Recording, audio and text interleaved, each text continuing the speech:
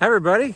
Time for another midweek chat. We got February 1st. We're in February. Tomorrow's Groundhog's Day. Let's see here. Get my notes. I was out. I had a burial service at Calvary Cemetery today, and so I was heading south, and I thought, I'm going to explore a little bit. I bet you there's some pretty winter scenes. This is good Wisconsin scene, isn't it? Yeah, that's how we look on February 1st, isn't it? Usually. So welcome to the chat this week. I got it's kind of an anxious day because tomorrow morning we leave for the Holy Land. We meaning myself and 45 others. So trying to get a lot of packing in and things like that. My hope is that when I'm there, going to the Holy Lands, it's I always feel like it's a privilege, but it's also a responsibility because everybody can't go over there, whether because of finances or time or other commitments. And so I think it benefits my ministry when I go there, but I hope to take this, hope to do a few chats when I'm over there, We'll see. I'll probably have to do them in the morning, which will be a challenge for me. But like I say, it's a responsibility to share the good experiences with others. So we'll see. A week from today, I don't know. I think Bethlehem will be. The basic flow of the pilgrimage. We're going to start in Galilee. First day, we're going to go to Nazareth, and Cana, and Mount Tabor, Mount of Transfiguration, and all those holy places along the Sea of Galilee. We'll be staying along the Sea of Galilee in the city of Tiberias. And then a couple nights in Bethlehem, and we're going to all the holy sites. But I think this trip is hopefully get to meet the people too. So the first couple days we're there. I think the first full day that we're there, we're going to go to an olive oil co-op. So on the news we see always the violence when it happens over there, like it did last week, and there's a lot of animosity with people in power right now. On the both sides, and but we're going to go to an olive oil co-op where Arab and Israeli cooperate and grow these olives and make olive oil together. So that'll be fun. We're going to have lunch there, and I hope we can taste the olive oil and learn a little bit about how important olive oil is to the history and the culture of the place. So that's just an example. And when we're in Bethlehem, I know a lot of people from Bethlehem. That is exaggerating, but I spent a lot of time in Bethlehem 3 years ago on my sabbatical. So we're going to go, when we sell those woolen goods, the L'Arche community, people with intellectual disabilities and those without those disabilities work together, make those Christmas crafts. We're going to go there, and we'll walk through the workshop and meet them, and that'll be really nice. And Christian brothers run a university in Bethlehem University. Hope to go there. And, of course, we'll go to Shepherd's Field, go to the birthplace of Jesus and all those places. But I want to see some of these other. A friend of mine is going to give us an optional talk one evening about what it's like to be a Christian in the Holy Land. That's a good part of the reason I like to go there. I don't want to sound too altruistic or selfless, because I do enjoy it myself, but I really want to support the Christian population there. So we have, because a lot of them emigrate. Used to be more Christians in the Holy Land than there are now. So like Bethlehem used to be, I think, 80% Christian, and now it's like 10, something like that. But anyway, I wasn't going to start there. I was going to kind of end there, but I started talking. So, but check your, hopefully check the Facebook or however you get to these chats, and I'll probably do little shorter talks from various places so people get to see some of these holy places. Okay, let's do a little. You know who else is going on the pilgrimage besides myself as a priest? Father Al is not. Father Al Soviak. He's gone with me on every one. He's just a great co-companion on these pilgrimages, and we actually had a couple openings suddenly, and I thought I could maybe still entice him to go, but he didn't. But Father Bill Dine is going to go, and he spent like a half a semester or a semester over there when he was studying to be a priest a while ago. He's a little bit younger than me, but not too much, I think. He had a career in the Navy before he went to seminary, so maybe we're about the same age. But he works harder than me, that's for sure. He's like second in command at the diocese, and a lot of responsibilities and worries, and so I'm really looking forward to helping Father have a great. Did I say his name? Bill Dine, Father Bill Dine. He used to serve at St. Pat's and Sacred Heart in Eau Claire, and now he's the, I don't even know what he's called, Chancellor or Vicar General, maybe both. He just has a lot of responsibility in La Crosse, so it'll be great to have that journey with him. Okay, so yeah, just some quick things. So the things I've been mentioning for a while. So our photo directory, kind of slowing down with signups. There's still quite a few slots for our extra days of photo taking, February 17th and February 18th. That's a Friday and a Saturday. So the Friday would be afternoon till I had a little seltzer water on the way over here, so I got some, excuse me. The Friday would be like afternoon through the evening, and the Saturday, the 18th, would be morning into the afternoon, ending before our afternoon Mass. So that'll be like first days I'm back. I'll get back Friday night on the 17th. So grateful for our staff that, I don't know, hopefully people are okay with me being gone for a couple of weeks like that. I guess it's kind of a vacation, kind of not. I do put a lot of work into this, organizing everything, and it's so worth it. But anyway, the staff, we have, as you know, we have a great staff, and they might or might not miss me, but the parish will continue to be really well served by them, very competent and caring, and seems like they're all pretty happy with their ministry, so that's really good.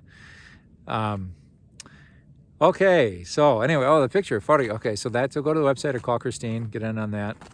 What else was she interested in? She said they can call me for this. When I'm gone, so I'll write they'll publish regular bulletin column this weekend. Next weekend, I'll have an old essay that I wrote about my time in Galilee and Jerusalem. Thought it might be timely. And the following week, they'll have in the bulletin this big list of all the different ministries and extra things people can get involved in, and who the contact person is. And if you're interested in any of that, you just give Christine a buzz and plug into that. We had a book club meeting. I have a book club that I run. I always forget there's another book club. So I don't mean to say like mine is the book club. But they met upstairs today. I'm not sure what book they were reading, but they came down smiling and talking. So I think they had a good session there. Some people, I think it was their first time in the old rectory, and they were in the icon room. If everybody ever wants to come in, I have this beautiful icon display in our parish office building on the second floor. I might pick up a nice icon when I'm in the Holy Land if I see one, but it's been a while. I used to buy them a lot, and I kind of slow down, but the ones that I acquired over the years are beautiful. Byzantine icons, of different biblical scenes and saints. I have a nice display of them in the parish center, so check it out.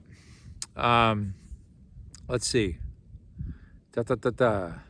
Okay, so Italian dinner, Last week there was one person who had signed up. That was me. And now we have 11. So it's like times 10. That's a great growth. We can have 50 though. It's going to be February 19th evening meal at church. So good. I mean, so good. It just tastes so good.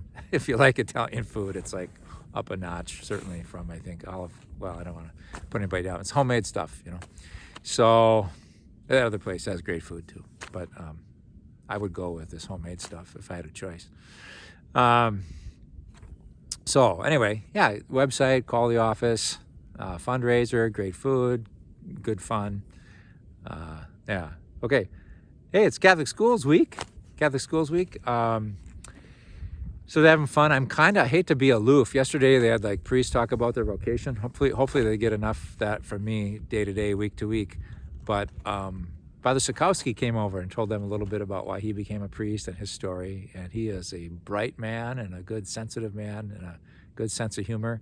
So I was really glad he was able to come over. I could not be there.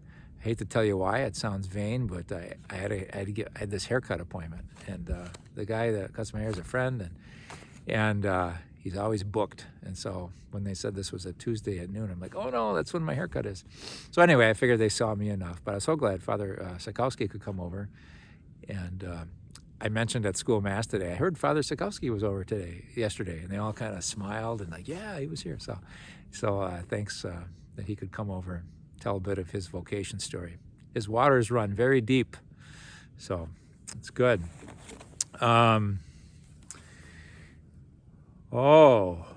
Let's see.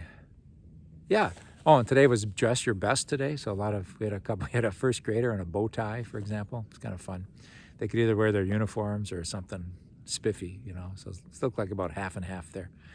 So, good mass. I'm not sure. Anyway, so happy Catholic Schools Week to everybody. That's a national thing, and it's always a little. I never want to seem like I'm putting down public education or the many wonderful public school teachers we have in the parish who dedicate their lives in a very beautiful way to forming children and educating them, and our own religious ed program, which is fantastic. And but it is Catholic Schools Week, and we do put a lot of energy, resource, and prayer into making our Catholic schools good.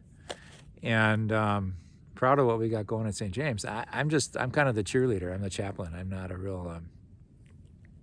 I don't make decisions about the school. So, I guess, and the pastors are part of a board and all, but it's good. I like having a school at St. James. It's wonderful to go jaw with them at recess time and walk through the lunch. Teachers do a nice job of getting them to welcome me when I come to the classroom. So it's good. It was my experience. So I went through every year of my schooling was at a Catholic school except kindergarten.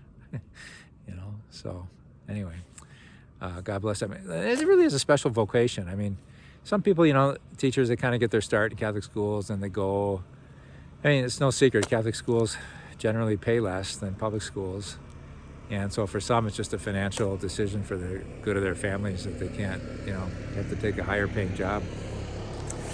And I understand that. Others, I don't know, maybe their spouse has a job that makes more money and they're able to swing it. But I've just known a lot of really inspiring Catholic school teachers who have really given their life to it and see the value of it. And I think of Pat Keeler over in Menominee. I think retired a few years ago, but when I was there, and just the way she would talk about it and the philosophy of it, and her children are dedicated to it. And here in our own place, Linda Schultz is legendary. So Linda Schultz she retired, 3 years ago? I don't know, but she continues to sub all the time, and she's on the Catholic school board, and, so just really continues to give her life to Catholic education. And she won an award because, for Volunteer of the Year at the Regis Non Sibi Award dinner on Saturday night.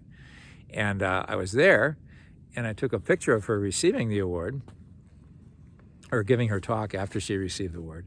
And I just threw it up on Facebook while I was at the banquet real quick. It probably looked rude, like I was on my cell phone when someone else was talking, but I was doing something I thought was worthwhile. And man, I put that up there and bing, bing, bing, bing, bing, bing, bing, like, comments.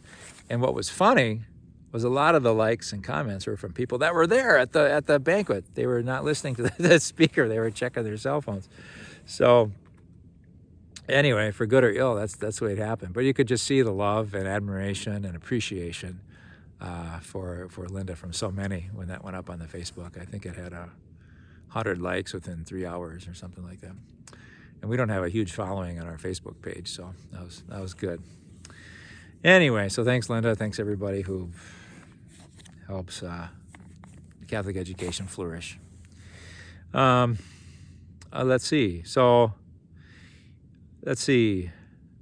Oh, also Bill. A lot of you know Bill Ullman. So he was the big award winner.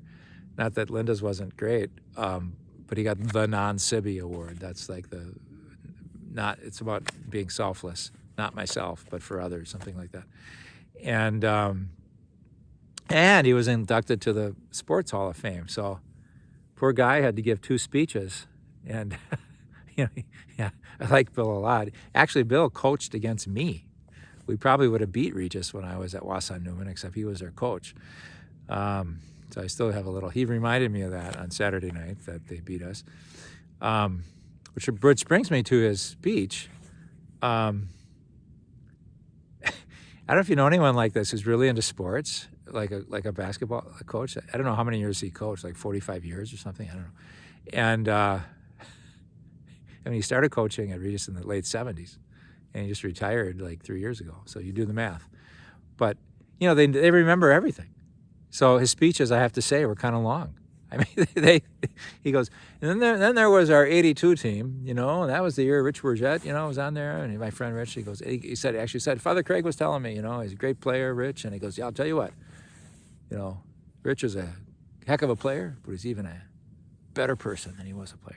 That's very true of Rich. But so then he goes, then the 85 team came around and we made it to state that year. And then it was like, and I'm like looking at my watch and he's up to like 1998. And I'm like, okay, you know, he remembered all the not just the star players, but, you know, I think Mickey Thompson was our manager that year we went to state. And he was a great support, you know, just like, it's like, okay.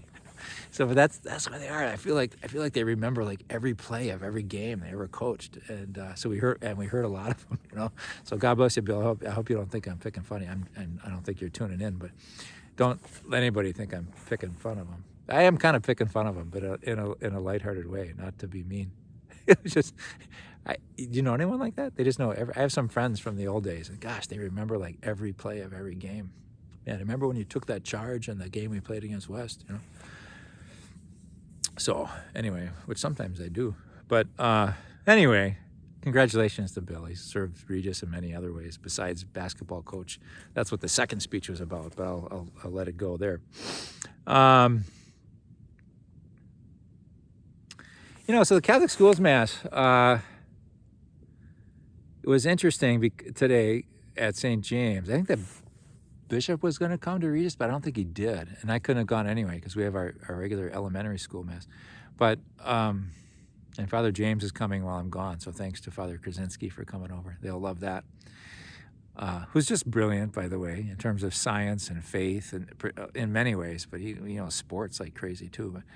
But we need a lot of people that are articulate about science and faith. So many people think you got to make a choice between science and faith, and not at all. You know, some of the great scientists were priests and monks and sisters. You know, Big Bang Theory, all that stuff. One of the main thinkers on that was a Catholic priest. But anyway, Father James is so articulate about all that stuff. It's really good. Anyway, he's coming when I'm gone. But the Mass today was from Hebrews, and it talked about discipline. And it's kind of tricky stuff. I was kind of like, it says, you know, that parents discipline their child. You know, the proverb, spare the rod, spoil the child. So it's kind of like, it seems to encourage capital punishment. I think a lot of, you know, it's a controversial subject. And I don't want to judge anyone's parenting style. But I think by and large, a lot of people have moved away from this spare the rod, spoil the child philosophy. And maybe that's good, but I don't know. So God bless parents, by the way. We got to pray for them often in our Mass, just because so many of, not the only reason, but I mean, obviously their human development depends so much on their parenting, but also their image of God depends so much on their parenting. And you know you have to like discipline children. I'm not saying necessarily physically, but you know, consequences for bad behavior and all that stuff. And but to do that in a way where they still know that they're always loved, even when they're being reprimanded, punished, or given some consequence, you know, for their behavior. That's the key, you know. It's like St. Paul's conversion. You know, at the same time, he knew he was wrong persecuting Christians, and I think he knew he was loved. And that made all the difference. So anyway, in this Hebrews reading, it talks about how parents have to discipline their children, and it seems to be hurtful in the moment, but it works for their good in the end because they learn and they become better people through their being disciplined. And, you know, it's certainly true in many cases. I just think of families that I know and the way they raise their children and how their children are very, I don't know, poised and mature and not self-absorbed. I think a lot of that comes through having, kind of firm consequences when they were children. But so then the author of Hebrews kind of makes this leap, and that that's like God. It's like our suffering is like God disciplining us, and then I get like, ooh, it's kind of tricky. It's like, because I just don't think God's up there trying to punish us ever, and I know a lot of that's in the Bible. Just in my own journey and other things I've read and the saints, and God is love, and I think more healing happens in our lives when we just trust that God is love and wants nothing but the best for us. It never tries to hurt us intentionally, but in our hurts is there to pick us up, and so. But if you read that from Hebrews closely, it's kind of like, God. So it says this, something like, so see your trials as God's discipline. And if interpret it the right way, I kind of like it. If I don't, so see your trials as God punishing you, God sending you those trials as punishment. That's not exactly what it says. And people are wondering what I'm doing. And so what it says is to see your trials as discipline from God. And so to me, that's like, so I told the kids, like, if I got a sore throat, do I think God gave me that sore throat because I sinned yesterday or something? I don't. I don't think that's how God works, However, if I have a sore throat, and can I live with that in a certain way that's kind of faithful? Can I see it as I don't know, can I not just complain about it or get mad, or maybe even get mad at God? Because, like, why do I have a sore throat? I have a singing contest today. But to say, okay, I have this adversity in my life. Can I pray to God for relief? Can I realize, even in my own suffering, that so many people have sore throats today? It's not just me. And can I pray for them too, that they have relief, that I can draw us together? I mean, there's different responses to suffering. I think I said a couple of weeks ago, I heard somewhere that we don't have a choice whether or not we suffer, but we do have a choice whether we join our sufferings to Christ's sufferings. We have a choice how we respond to it, So I think it's kind of like that. So to see our trials, our suffering, as discipline, to see our trials as something to learn from, I guess is how I interpret that. And that God is there with me to try to help me learn. That makes a world of difference to me. So we want to be healed by the love of God, not to cringe in fear by the threat of God. I said we, me anyway. I don't know if you do or not. But, if I get, then occasionally though, I read something deep and I thought, well, maybe I'm being too softy-feely with God. and there's this Greek author named Nikos Kazantzakis. And he was pretty, God is in the struggle, and to be a strong human being, you have to wrestle against the devil, and, a lot of that. And, there's a place for that too. And I remember one passage he wrote, it's a book called A Report to Greco. I'd like to read it again. But it goes something like, there are days when I'm sitting alone and I see the ocean and I'm looking out at the trees, and things are okay in my life, and I just think, God is good. God gives me this peace, and He brings order to my life and harmony, and I feel in tune with love in the world. And then he says something like, but then all at once, and in those times God says, I am love, I am peace. And I kind of relate to that immediately. I'm like, yeah, that's great. And then he said, but then there are other times when something happens in life and things fall apart. Maybe there's a death, or maybe there's a loss or a failure or a rejection or a sickness. And it's like God breaks into our world and says, not I am peace, but I am chaos. I am chaos. And, by and large, I wouldn't want to put all my money on that thing, but there can be a place. I think what that did for me, maybe I read that when things were feeling a little chaotic, because things aren't always great. And then what's God's role in that? That's always kind of the question. And again, I just can't bring myself to see God as, he said, I'm going to go mess up Tom's life because he hasn't been praying enough. That doesn't seem the God that Jesus lives out and preaches. But that there is God is there somehow, just like he made creation out of chaos. And, the beginning of the Bible, there was chaos. And he said, let there be, and that, and sometimes that order breaks apart again in life. And it's mysterious stuff, where is God in the midst of all this, blessing and goodness and peace, but then also our disorder and our difficulties. And when I hear Kazensaka say, I am chaos, I think what I'm hearing is there's a constant dying and rising in life, and we're not always just going to be floating on the cloud and this kind of feeling like we're rising and at one with everything. There's going to be falling apart and breaking, and God's in that too, not as the cause, not one who wills our suffering, but one who is there to kind of pick up the pieces with us. I gotta think about that some more. Maybe it made you think about some things. I am order, I am love, I am chaos. It's just Nikos Kazantzakis. I'm not pulling that out of Jesus' mouth, but a lot of times Jesus says things that are disturbing too. I've come not to bring, peace, but division. We know that he wishes us peace all the time in the Bible, so he likes peace. But then he says that, come to bring division too. There comes a time in life sometimes when we get a little confused or we get a little broken.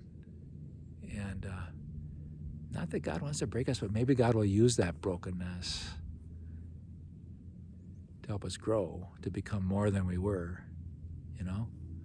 So anyway, those are some thoughts. Hopefully not too rambling. I was going to talk about the pilgrimage at the end, but I guess I did that at the beginning.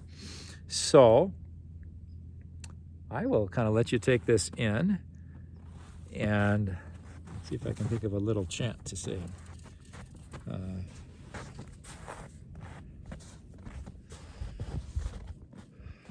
Bless the Lord, my soul, and bless God's holy name. Bless the Lord, my soul, who leads me into life. Bless the Lord, my soul, and bless God's holy name. Bless the Lord, my soul, who leads me into life. Bless the Lord, my soul, and bless God's holy name. Bless the Lord, my soul, who leads me into life.